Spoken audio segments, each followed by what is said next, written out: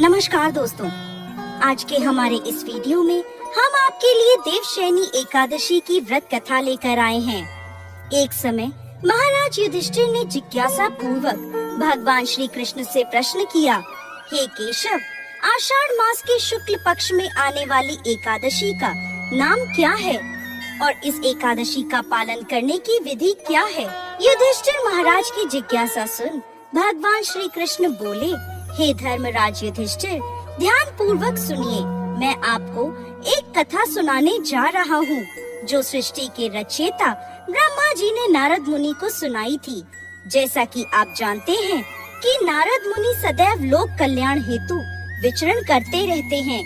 ऐसे ही एक दिन नारद मुनि विचरण करते हुए ब्रह्मा जी के पास पहुँचे और उनसे पूछने लगे, हे पिताश्री, आषाढ़ मास के शुक्ल पक्ष में कौन सी एकादशी आती है और किस प्रकार ये जीवों का उद्धार कर सकती है?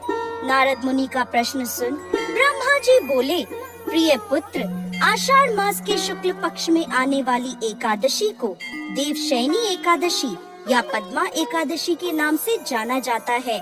इसके विषय में अब मैं तुम्हें एक पौराणिक कथा सुनाता हूँ। ध्यान पूर्वक सुनो। सतयुग के समय में पृथ्वी पर सूर्य वंश के अत्यंत पराक्रमी और धर्मपरायण राजा मानधाता राज्य करते थे। एक समय राजा मानधाता के राज्य में अकाल पड़ा। प्रजा दुखी थी और भूख प्यास से व्याकुल थी। हवन आदि शुभ कार्य भी सभी बंद हो गए थे। यह देख राजा को बहुत दुख हुआ। इस चिंता से वो वन की ओर चले जाते हैं। वन में भटकते भटकते राजा ऋषि अंगीरा के आश्रम में पहुंचते हैं। आश्रम में पहुंचकर वो ऋषि से बोलते हैं, हे सप्तऋषि, मैं आपकी शरण में आया हूँ। मेरे राज्य में अकाल पड़ा है। प्रजा कहती है कि राजा के पापों से प्रजा को दुख प्राप्त होता है, परंतु मैंने अपने जीवन काल में किसी प्रकार का कोई भी पाप नहीं किया है। आप दिव्य दृष्टि से देखकर बताएं कि मेरे राज्य में अकाल पड़ने का क्या कारण है? तब अंगीरा ऋषि बोले, राजन, सतयुग में ब्राह्मणों का वेद पढ़ना और तपस्या करना धर्म माना गया है, परंतु आपके राज्य में इन दिनों एक शूद्र तपस्या कर रहा है। यदि आप उसे मार देते हैं तो आपके राज्य पर आया दोष और संकट दूर हो जाएगा और आपकी प्रजा सुखी हो जाएगी। तब राजा मानधाता बोले, ऋषिवर, मैं एक निरपराध तपस्वी शूद्र को नहीं मार सकता।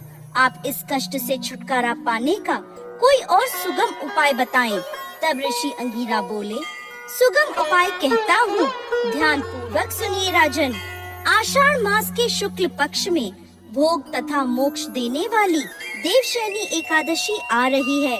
आप इस एकादशी का विधि पूर्वक व्रत करें, जिसके प्रभाव से चतुर्मास तक आपके राज्य में वर्षा होगी।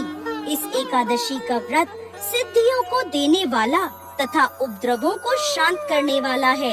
ऋषि अंगीरा की बात सुनकर राजा मानधाता उन्हें प्रणाम कर अपने राज्य की ओर लौट गए और अपनी प्रजा के साथ आषाढ़ मास के शुक्ल पक्ष में देवशयनी एकादशी का व्रत किया, जिसके फल स्वरूप उनके राज्य में चातुर्मास तक घनघोर वर्षा होती रही। साथ ही साथ राजा के और प्रजा के सभी कष्ट दूर हो गए। कथा का समापन करते हुए ब्रह्मा जी ने नारद मुनि से कहा, हे नारद, यह व्रत समस्त जीव आत्माओं को मुक्ति प्रदान करने वाला है। आगे भगवान श्री कृष्ण कहते हैं, हे राजन, यह एकादशी इतनी प्रभावशाली है कि जो भी व्यक्ति इसकी कथा का श्रवण या पठन करता है वह पाप मुक्त हो जाता है। भविष्य उत्तर पुराण के अनुसार इस एकादशी के दिन से भगवान श्री हरि विष्णु अन्य देवताओं के साथ 4 महीनों के लिए योग निद्रा में चले जाते हैं। इसी दिन से चातुर्मास का प्रारंभ होता है। इसलिए इन दिनों में कोई भी मांगलिक कार्य, यज्ञ आदि नहीं किए जाते। जय श्री हरि विष्णु।